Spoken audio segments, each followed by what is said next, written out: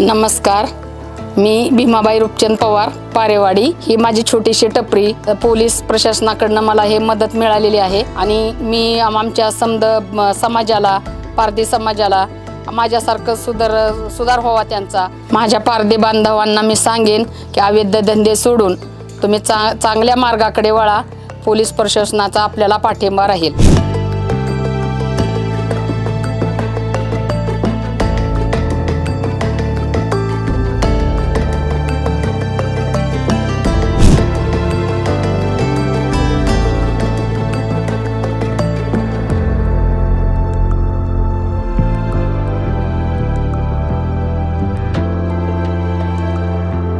नमस्कार, शाखा काळे मी बोलतोय। दररोजचे मासे माझे 1000-1200 पर्यंत जातात। पोलीस प्रशासनातर्फे मला जाळी भेटली, हेच धंदा करून खातो मी। ही जाळी आम्हाला पोलीस प्रशासनाकडून मिळाली आहे।